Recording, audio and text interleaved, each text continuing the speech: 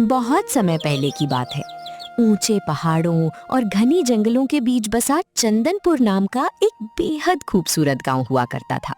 इस गांव की आबो हवा में एक अजीब सा सुकून था। लोग बहुत ही सीधे साधे थे और मिलजुल कर रहा करते थे। इसी गांव में दो भाई रहा करते थे, रमन और श्याम। वैसे तो दोनों सगे भाई थे, एक ही माता पिता की संतान थे और एक ही घर में पले बढ़े थे, लेकिन दोनों के स्वभाव और सोच में जमीन और आसमान का अंतर था।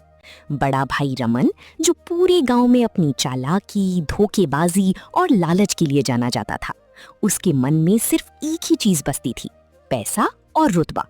वहीं दूसरी तरफ उसका छोटा भाई श्याम, जो बहुत ही सीधा, भोला, दयालु और ईमानदार था। श्याम का मानना था कि मेहनत और सच्चाई की रोटी में जो मिठास और सुकून है, वो दुनिया के किसी भी बड़े खजाने में नहीं मिल सकता। पिता के गुजर जाने के बाद चालाक रमन ने गांव के मुखिया और सरपंच को रिश्वत देकर सारी उपजाऊ जमीन, बड़ा पुश्तैनी घर, सोना चांदी और सारा धन अपने नाम कर लिया था। उसने अपने छोटे भाई श्याम को धोखे से सिर्फ एक बंजर जमीन का टुकड़ा और गांव के एकदम बाहरी कोने में बनी एक पुरानी जर्जर झोपड़ी दे दी थी। रमन अब गांव का सबसे अमीर आदमी बन चुका था, लेकिन उसका लालच दिन ब दिन बढ़ता ही जा रहा था। अरे कमला, ये क्या बना दिया है तुमने आज? क्या मुझे हर दिन यही बेस्वाद खाना खाना पड़ेगा? मेरे पास इतना पैसा है कि मैं इस पूरे चंदनपुर गांव को खरीदकर अपना गुलाम बना सकता हूँ, और तुम मुझे ये मामूली सा खाना परोस रही हो। सुनो मेरी बात ध्यान से, कल से शहर से खास बावर्ची आना चाहिए। इस हवेली का रुतबा अब और भी बड़ा होना चाहिए। मुझे और पैसा चाहिए, बहुत सारा पैसा। जी, आप बिल्कुल सही कह रहे हैं। आपका रुतबा तो राजाओं वाला है। और हाँ, एक बात और, उस भिखारी श्याम को हमारे घर के आसपास भी भटकने मत दीजिएगा। कल वो आया था कुछ मदद मांगने, मैंने उसे धक्के मारकर हवेली से बाहर निकाल दिया।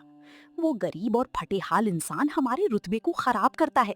लोग देखेंगे तो क्या कहेंगे कि इतने बड़े रमन बाबू का भाई एक भिखारी है। बहुत अच्छा किया तुमने कमला। वो एक नंबर का मूर्ख है। उसे लगता है कि सच्चाई और ईमानदारी से घर चलता है। बेवकूफ कहीं का। घर पैसे से चलता है, चालाकी से चलता है, दूसरों को दबाने से चलता है। उसे उसी बंजर जमीन पर सड़ने दो। वहीं दूसरी ओर बेचारा श्याम अपनी पत्नी राधा के साथ उस टूटी हुई झोपड़ी में मुश्किल से दिन काट रहा था।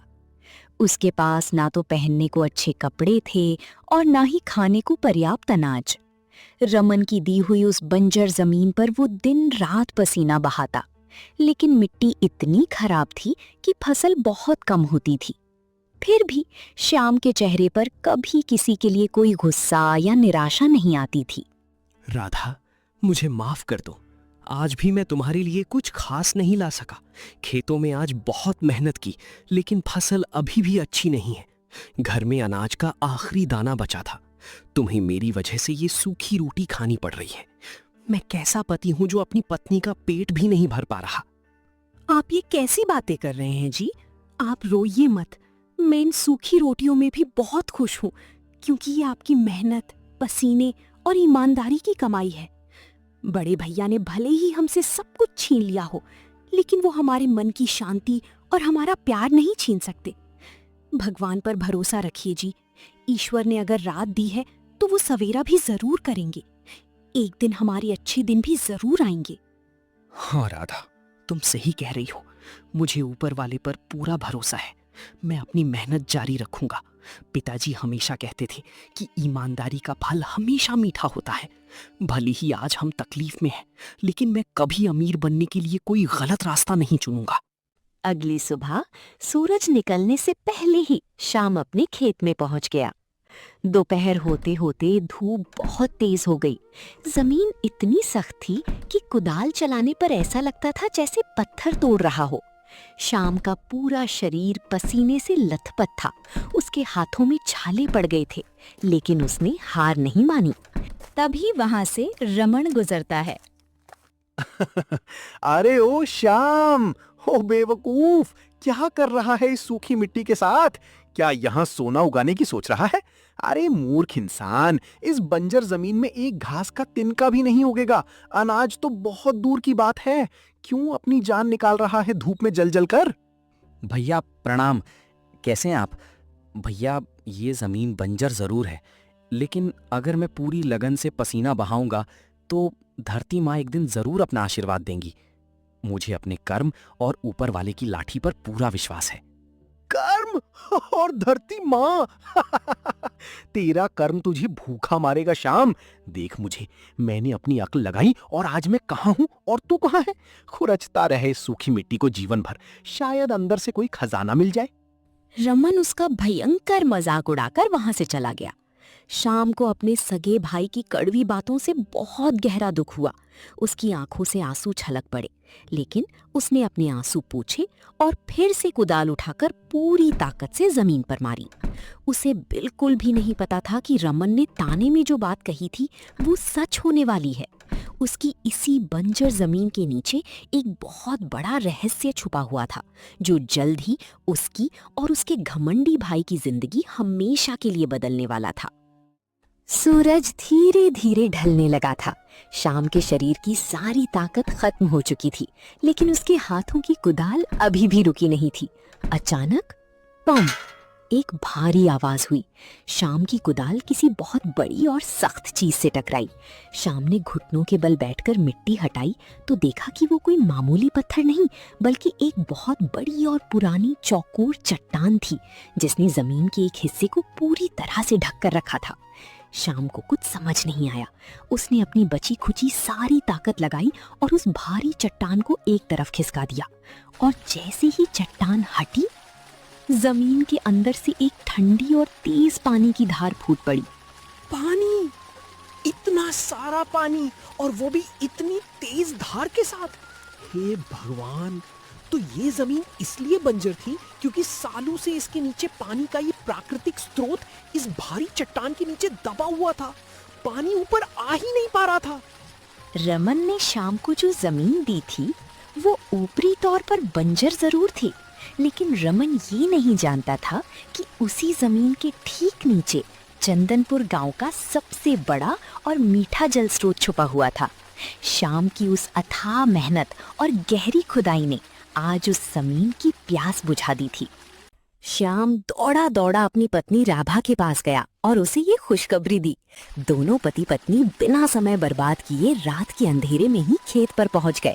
दोनों ने मिलकर फावड़े से छोटी छोटी नालियां बनाई ताकि वो मीठा पानी पूरे खेत के कोने कोने तक पहुंच सके। जो मिट्टी सुबह तक पत्थर जैसी सख्त थी, वो अब उस पानी को पीकर बेहद नर्म और उपजाऊ हो चुकी थी। अगले दिन श्याम ने पास के बाजार जाकर अपनी पत्नी के गहने गिरवी रखे और सबसे अच्छे फलों और सब्जियों के बीज खरीद लाया। जी, देखा आपने, मैंने कहा था ना कि मेहनत कभी बेकार नहीं जाती। बड़े भैया ने सोचा था कि वो हमें बंजर जमीन देकर भूखा मार देंगे, लेकिन आपकी मेहनत ने तो इस बंजर जमीन का सीना चीर कर पानी निकाल दिया। अब यहाँ हम सबसे अच्छी फसल उगाएंगे। हाँ राधा, अब हमें दिन रात एक करना होगा। जमीन को पानी मिल गया है, अब बस हमारे पसीने और देखभाल की जरूरत है। हम इस जमीन को इस गांव का सबसे हरा भरा खेत बनाएंगे। महीने बीतते गए। श्याम और राधा ने उस खेत की अपने बच्चे की तरह देखभाल की, और फिर प्रकृति ने अपना असली चमत्कार दिखाया। उस भरपूर पानी और श्याम की लगन के कारण वो बंजर जमीन चंदनपुर गांव के सबसे उपजाऊ खेत में बदल गई। श्याम के खेत में गांव की सबसे अच्छी फसल उगी। उसके खेत में लगे फलों के पेड़ फलों से लद गए और सब्जियों की पैदावार इतनी हुई कि आसपास के गांव के व्यापारी भी श्याम की फसल खरीदने आने लगे। थोड़े ही समय में अपनी शानदार फसल बेचकर श्याम ने काफी पैसा कमा लिया। उसने अपनी टूटी झोपड़ी की जगह एक पक्का और सुंदर घर बना लिया। लेकिन इतना सब होने के बाद भी श्याम के अंदर रत्ती भर भी घमंड नहीं आया। वाह श्याम बाबू, पूरे इलाके में आपके खेत जैसी फसल किसी की नहीं है। आपके फलों में जो मिठास है वो मैंने आज तक नहीं चखी। ये लीजिए आपके पैसों की थैली। अगले महीने की सारी फसल भी मैं ही खरीदूंगा। ये सब तो ऊपर वाले की कृपा और मेरी जमीन की ताकत है सेठ जी। आपका बहुत बहुत धन्यवाद। श्याम की इस तरक्की और उसकी शानदार फसल की चर्चा पूरे गांव में आग की तरह फैल गई। जब ये बात उसके लालची और घमंडी बड़े भाई रमन के कानों तक पहुंची तो उसके पैरों तले जमीन खिसक गई। जिस भाई को वो एक भिखारी समझकर धुतकार रहा था, आज उसी की फसल के चर्चे पूरे गांव में हो रहे थे। भैया मानना पड़ेगा शाम को, रमन बाबू ने तो उसे वो बंजर टीला देकर सोचा था कि वो बर्बाद हो जाएगा, लेकिन आज शाम का खेत गांव में सबसे ज्यादा अनाज और फल दे रहा है। उसके खेत में जो पानी का सोता निकला है ना, वो पूरे गांव में किसी के पास नहीं है। अरे हाँ, सुना है शहर के बड़े बड़े व्यापारी उसकी फसल मुंह मांगे दाम पर खरीद रहे हैं। शाम तो अब बहुत रईस हो गया है, लेकिन उसका स्वभाव आज भी वैसा ही है, एकदम नम्र और सीधा। ये कैसे हो सकता है? वो बंजर सूखी जमीन, वहां इतना पानी कहां से आया? ये नामुमकिन है। मैंने खुद उस जमीन को छोड़ दिया था क्योंकि वो किसी काम की नहीं थी, और अब वो मूर्ख शाम उस जमीन से मुझसे भी ज्यादा पैसे कमा रहा है। नहीं, ऐसा नहीं हो सकता। वो जमीन मेरी थी और उसकी सारी कमाई पर भी मेरा ही हक होना चाहिए। मुझे कुछ करना होगा। उस रात हवेली में रमन की आंखों से नींद पूरी तरह उड़ चुकी थी। बाहर तेज हवाएं चल रही थीं, लेकिन उससे कहीं बड़ा तूफान रमन के सीने के अंदर उठ रहा था। ईर्ष्या, लालच और घमंड की आग उसे अंदर ही अंदर जलाई जा रही थी। उसे रह रहकर बस वही बात याद आ रही थी कि कैसे गांव के सारे लोग उस भिखारी शाम की तारीफों के पुल बांध रहे थे। जिस भाई को उसने सड़कों पर धक्के खाने के लिए छोड़ दिया था, आज वो उसी के बराबर खड़ा हो गया था। रमन का लालची दिमाग अब इस बात को हजम नहीं कर पा रहा था कि चंदनपुर गांव का सबसे बेहतरीन और उपजाऊ खेत उसके हाथ से निकल चुका है। क्या हुआ जी, नींद नहीं आ रही है क्या? कैसे आएगी नींद? आज पूरे गांव में जाकर देखिए, हर इंसान की जुबान पर सिर्फ उस शाम और उसकी पत्नी राधा का नाम है। लोग कह रहे हैं कि रमन बाबू तो बस नाम के अमीर हैं, असली दौलत और किस्मत तो शाम के पास है। अगर ऐसे ही चलता रहा तो वो दिन दूर नहीं जब वो शाम इस गांव का सबसे अमीर आदमी बन जाएगा और लोग हमें पूछना भी बंद कर देंगे। हमारी तो सारी इज्जत ही मिट्टी में मिल गई। चुप कर कमला, मेरे जले पर नमक मत छिड़क। मेरा खून वैसे ही खौल रहा है। वो बंजर जमीन का टुकड़ा मेरा था।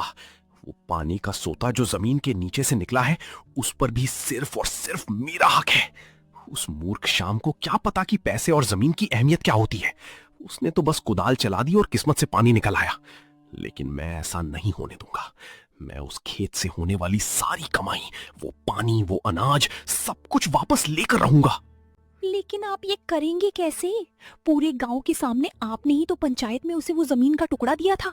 अगर अब आप जबरदस्ती करेंगे तो सरपंच और गांव वाले हमारे खिलाफ हो जाएंगे। गांव वाले तो मूर्ख है कमला, उन्हें तो मैं अपनी उंगलियों पर नचा सकता हूँ।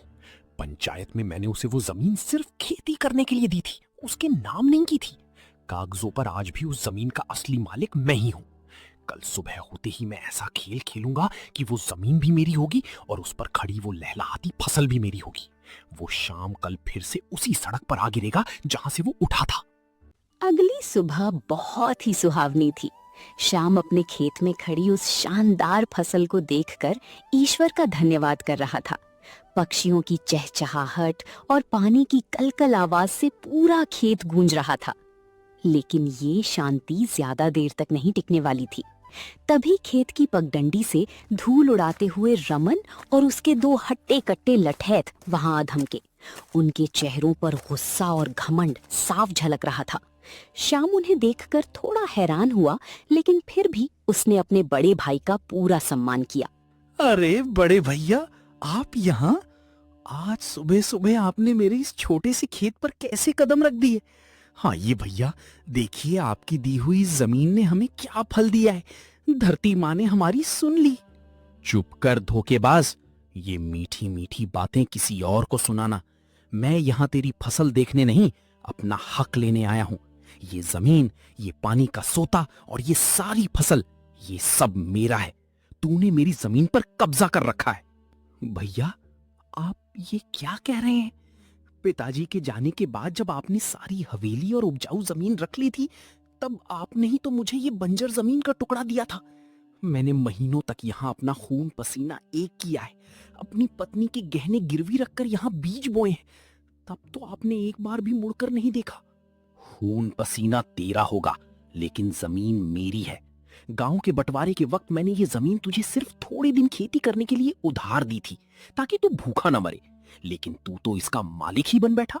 अब जब यहां से पानी निकल आया है तो ये जमीन मेरी हुई।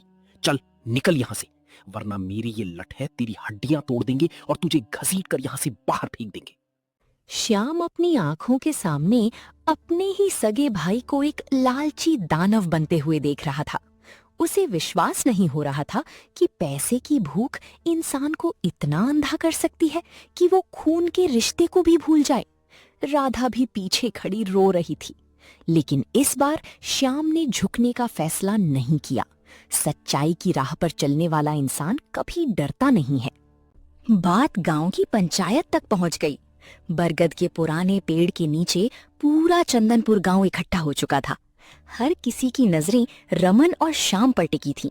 रमन अपने पैसों के गुरूर में सीना ताने खड़ा था। उसे पूरा यकीन था कि वो सरपंच को भी खरीद लेगा और फैसला उसी के हक में आएगा। वहीं दूसरी तरफ श्याम बिल्कुल शांत और नम्र भाव से खड़ा था, क्योंकि उसे पता था कि जिसके साथ सच्चाई होती है उसके साथ खुद ईश्वर होता है। सरपंच जी और मेरे गांव के भाइयों, आप सब जानते हैं कि मैं कितना रहमदिल इंसान हूं। मैंने अपने छोटे भाई श्याम पर तरस खाकर उसे अपनी एक जमीन खेती के लिए दी थी, ताकि बेचारा 2 वक्त की रोटी खा सके। लेकिन ये तो आस्तीन का सांप निकला। इसने मेरी जमीन पर पक्का कब्जा कर लिया है और अब मुझे ही आंखें दिखा रहा है। मैं चाहता हूं कि मुझे मेरी जमीन और उस पर खड़ी फसल वापस दिलवाई जाए। श्याम, रमन बाबू जो कह रहे हैं, क्या वो सच है? क्या तुमने सच में इनकी जमीन पर कब्जा किया है? तुम्हारा इस बारे में क्या कहना है? सरपंच जी और यहाँ मौजूद मेरे सभी गांव वालों, मैं एक बहुत ही सीधा साधा किसान हूँ। मुझे फरेब और चालाकी नहीं आती। आप सब गवाह हैं कि जब मेरे पिताजी का देहांत हुआ था तो भैया ने सारी जायदाद अपने नाम कर ली थी। मुझे घर से निकाल दिया गया था। तब पंचायत के ही सामने बड़े भैया ने हमेशा हमेशा के लिए मुझे वो बंजर टीला देकर मुझसे सारे रिश्ते तोड़ लिए थे। मैंने महीनों तक उस पत्थर जैसी मिट्टी में कुदाल चलाई है। जब मेरे हाथों से खून बहता था तब कोई मेरी मदद को नहीं आया। आज जब मेरी मेहनत से उस जमीन के नीचे से पानी निकल आया है और फसल लहलहा उठी है तो भैया को उसमें अपना हक नजर आने लगा है। बकवास बंद कर। सबूत कहां है? जुबान से तो कोई भी झूठ बोल सकता है। कागज दिखा, कागज। ये रहे मेरे कागज जो साबित करते हैं कि जमीन मेरी है। रमन की इस खुली चुनौती के बाद पंचायत में एकदम सन्नाटा छा गया। रमन जोर जोर से हंसने लगा, क्योंकि उसे पूरा यकीन था कि उस अनपढ़ श्याम के पास अपनी बेगुनाही का कोई कागज नहीं होगा। लेकिन तभी श्याम ने अपने कुर्ते की जेब से एक मुड़ा हुआ बहुत पुराना कागज निकाला और बेहद सम्मान के साथ सरपंच जी के हाथों में रख दिया। सरपंच जी ने उस कागज को बहुत ध्यान से पढ़ने लगे। जैसे जैसे वो कागज पढ़ रहे थे, रमन के चेहरे की रंगत उड़ती जा रही थी और उसका घमंड टूटता हुआ साफ नजर आ रहा था। रमन बाबू, आप बहुत बड़े झूठे और फरेबी इंसान हैं। ये पंचायत का वो असली और पुराना बंटवारा पत्र है जिस पर आपके और मेरे हस्ताक्षर मौजूद है। इसमें साफ साफ शब्दों में लिखा है कि उस बंजर जमीन का पूरा मालिकाना हक हमेशा हमेशा के लिए श्याम का ही रहेगा। आपने आज पंचायत को जो कागज दिखाए हैं वो पूरी तरह से जाली हैं। आज के बाद अगर आपने श्याम के खेत की तरफ आंख उठाकर भी देखा तो पूरी पंचायत आपका इस गांव से हुक्का पानी बंद कर देगी। आज का फैसला श्याम के हक में जाता है। सरपंच के मुंह से ये फैसला सुनते ही पूरे गांव में तालियां बजने लगी। सभी लोग श्याम की ईमानदारी की जय जयकार करने लगे। रमन भारी बेइज्जती और शर्म के साथ अपना मुंह लटकाए वहां से निकल गया, लेकिन उसके अंदर की जलन की आग अभी बुझी नहीं थी, बल्कि वो एक नई और खतरनाक साजिश का रूप ले चुकी थी। हवेली पहुंचते ही उसकी शातिर पत्नी कमला ने उसे ताने मारने शुरू कर दिए। क्या हुआ जी, आ गए मुंह की खाकर? पूरे गांव के सामने जो आज हमारी मिट्टी पलीद हुई है, उसके बाद तो हम किसी को अपनी शक्ल दिखाने लायक नहीं रहे।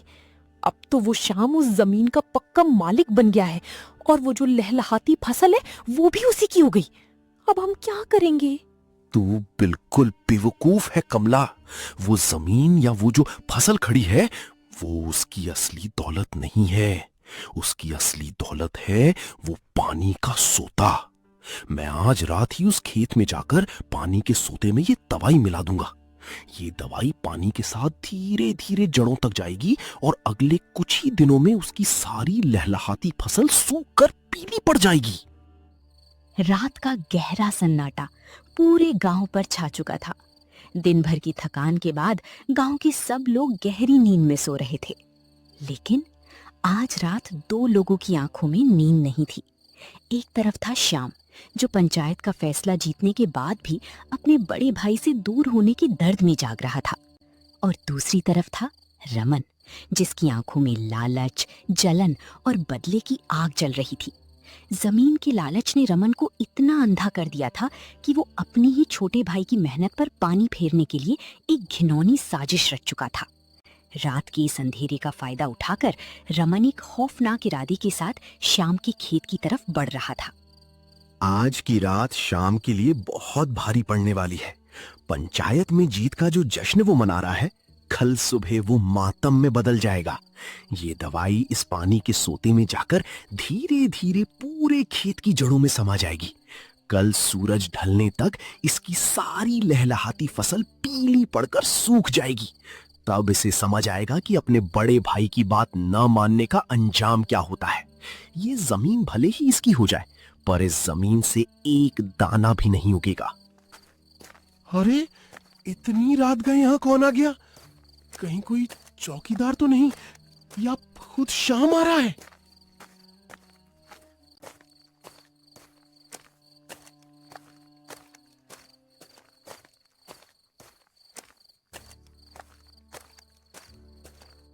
बापू, देख रहे हो ना आप, आज गांव की पंचायत का फैसला मेरे हक में आ गया।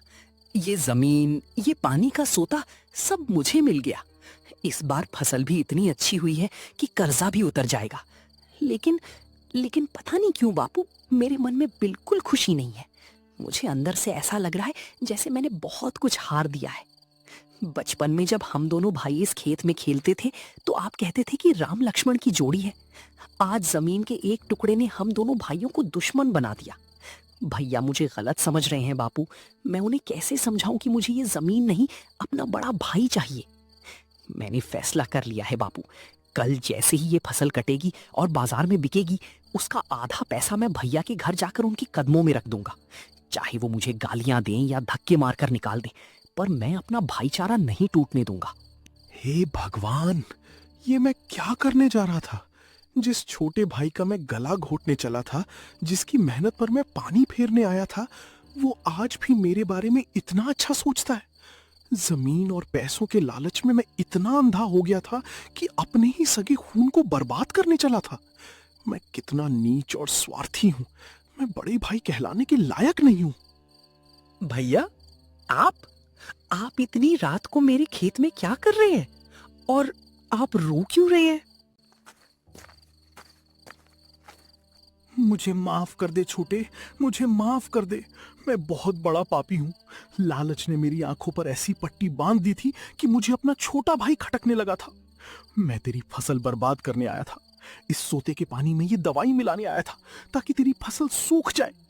पर तेरी बातें सुनकर मेरी आंखें खुल गईं। मुझे जमीन जायदाद कुछ नहीं चाहिए श्याम। मुझे बस मेरा छोटा भाई वापस चाहिए। मुझे माफ कर दे। भैया, आप ये क्या कह रहे हैं? आप बड़े हैं, मेरे सामने हाथ मत जोड़िए। सुबह का भूला अगर शाम को घर आ जाए तो उसे भटका हुआ नहीं कहते। आपका प्यार ही मेरे लिए यही सबसे बड़ी दौलत है। अब हमें कोई अलग नहीं कर सकता। देवर जी, राधा, हो सके तो मुझे माफ कर दो। तुम्हारे भैया तो सीधे हैं, मैंने ही उनके कान भरे थे। मेरी ही लालच और मेरी ही जलन की वजह से इस घर के टुकड़े होने की नौबत आ गई थी। मैंने पंचायत में भी तुम दोनों को बहुत बुरा भला कहा। कल रात जब तुम्हारे भैया ने मुझे सारी बात बताई और तुम्हारा बड़प्पन बताया तो मैं रात भर सो नहीं पाई। मुझे अपनी गलती का बहुत भारी एहसास हुआ है। क्या तुम अपनी इस लालची और नासमझ जेठानी को माफ नहीं करोगी? अरे भाभी, आप ये क्या कह रही हैं? एक ही घर में 4 बर्तन होते हैं तो खटकती ही हैं। आपने अपनी गलती मान ली, हमारे लिए यही सबसे बड़ी बात है। अब जो बीत गया उसे भूल जाइए। अब हम सब फिर से एक साथ रहेंगे, बिल्कुल वैसे ही जैसे बाबूजी के समय में रहते थे।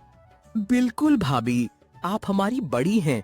अब कोई जमीन, कोई पैसा या कोई बंटवारा हम भाइयों के प्यार को अलग नहीं कर सकता। तो दोस्तों, देखा आपने, लालच और जलन इंसान की सोचने समझने की ताकत को खत्म कर देते हैं। जमीन, जायदाद और पैसा तो आज है और कल नहीं, लेकिन परिवार और भाईचारे से बढ़कर दुनिया में कोई दौलत नहीं होती। रमन की आंखों पर पड़ा लालच का पर्दा आखिर श्याम की सच्चे प्यार और बड़प्पन के आगे हट ही गया। इस कहानी से हमें यही सीख मिलती है कि हमें कभी भी थोड़े से फायदे के लिए अपने खून के रिश्तों से धोखा नहीं करना चाहिए, और अगर कोई अपना गलती कर भी दे तो श्याम की तरह उसे माफ करने का बड़ा दिल रखना चाहिए। क्षमा करने वाला हमेशा गलती करने वाले से बड़ा होता है। दोस्तों, अगर आपको रमन और श्याम की ये कहानी दिल से पसंद आई हो तो वीडियो को लाइक जरूर करें और अपने दोस्तों के साथ शेयर करें। ऐसी ही और भी बेहतरीन और सीख देने वाली कहानियों के लिए एनी टेल्स हब को सब्सक्राइब करना बिल्कुल न भूलें। मिलते हैं अगली कहानी में, तब तक के लिए अपना और अपने परिवार का ख्याल रखें।